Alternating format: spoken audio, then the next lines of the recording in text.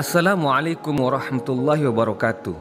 Dalam sebuah hadis yang diriwayatkan oleh Imam At-Tirmidzi dalam Syama'ilun Nabawi, beliau menceritakan An Abdullah bin Haris bin Jas'in annahu qala ma ra'aitu ahadan aktsara tabassuman min Rasulillah sallallahu alaihi wasallam.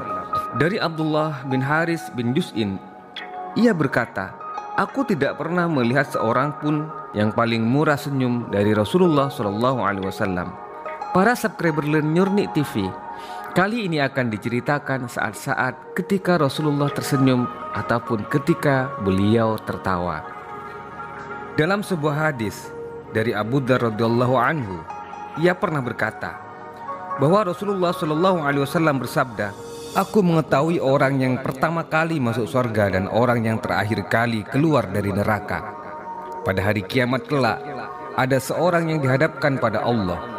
Kemudian diperintahkan kepada para malaikat, perlihatkan dosa-dosa kecil itu kepadanya, sementara dosa-dosa besar itu sembunyikan darinya. Lalu ia ditanya, bukankah kamu telah berbuat begini pada hari ini dan waktu ini? Kemudian laki-laki itu pun mengakui dan tidak mengingkarinya. Mengetahui hal tersebut, ia pun sedih terhadap dosa-dosa besarnya. Lalu dikatakan pada orang itu, gantilah setiap kesalahannya dengan kebaikannya. Abu Dzar berkata, sungguh ya Rasulullah, aku memiliki dosa yang aku tidak bisa melihatnya. Ia berkata lagi, sungguh aku dapat melihat Rasulullah SAW tertawa hingga tampak gigi taringnya. Hadis riwayat Muslim. Dari Jarir bin Abdullah, ia berkata, Rasulullah SAW tidak pernah menghalangiku untuk bertemu beliau sejak aku masuk Islam. Aku juga tidak pernah mendapati beliau melihatku, melainkan beliau selalu tersenyum. Dari hadis ini menunjukkan bahwa Rasulullah SAW wajahnya selalu berseri-seri. Sementara di hadis lain, Rasulullah SAW waktu itu tertawa hingga nampak gigi-gigi gerahamnya. Hal ini diceritakan dalam sebuah hadis dari Abdullah bin Mas'ud bahwa Rasulullah SAW bersabda, aku mengetahui penghuni neraka yang terakhir keluar darinya, yakni seorang di antara sekelompok orang yang keluar dari neraka.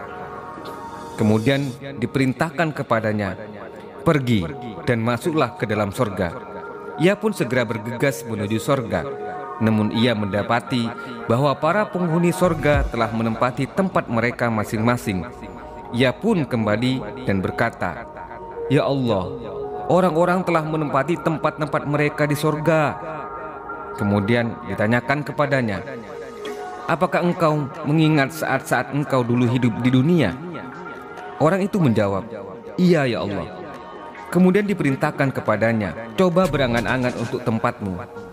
Ia pun mengangan-angankannya.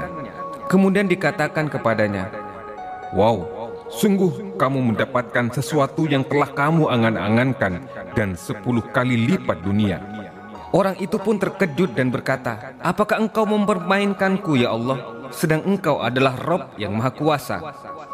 Abdullah bin Mas'ud berkata, saat itu aku melihat Rasulullah SAW tertawa hingga gigi-gigi gerahamnya terlihat. Dari hadis ini kami mendapati bahwa manusia itu tamak dan angan-angannya sangat tinggi menjulang. Sedangkan Allah menyuruh orang tersebut untuk berangan-angan. Sebenarnya Allah bukan tidak tahu dengan angan-angan manusia. Seakan-akan Allah ingin bercanda dengan manusia tersebut.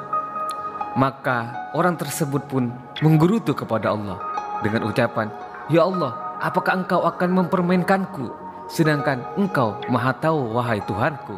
Menceritakan itu Rasulullah SAW tertawa bagaimana Allah mengerjai manusia.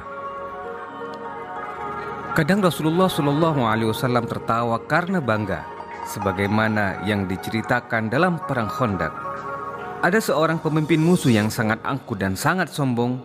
Dia berlindung di balik perisai yang sangat besar, seakan-akan dia tidak akan mempan dengan berbagai senjata. Dia memerintahkan kepada pasukannya untuk menyerang kaum muslimin. Melihat hal tersebut, Sa'ad, seorang pemanah ulung di zaman Rasulullah, langsung mengangkat busur panahnya. Pas ketika pemimpin musuh itu mengangkat wajahnya, langsung dipanah oleh Sa'ad dan tepat mengenai keningnya.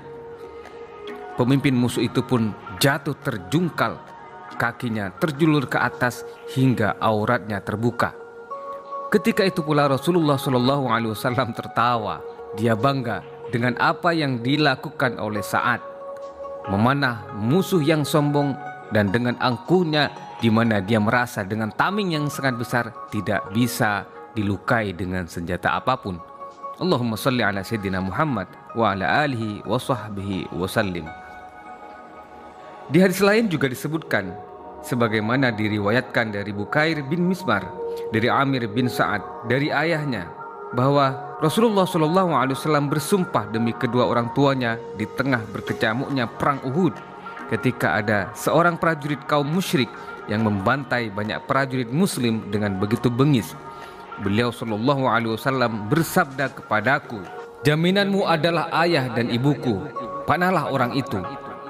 Aku pun segera mengambil anak panah yang tak bermata besi dan membidiknya. Selanjutnya aku melepaskan tembakan dengan anak panah tersebut dan tepat menyasar ke dahi orang yang dimaksud oleh Rasulullah. Orang itu pun terjungkal hingga tersingkaplah sebagian auratnya.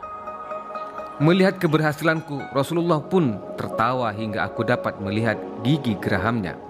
Allahumma sholli ala Sayyidina Muhammad wa ala alihi wa sahbihi wasallim. Sampai jumpa di edisi serial kisah Rasulullah berikutnya. Wassalamualaikum warahmatullahi wabarakatuh.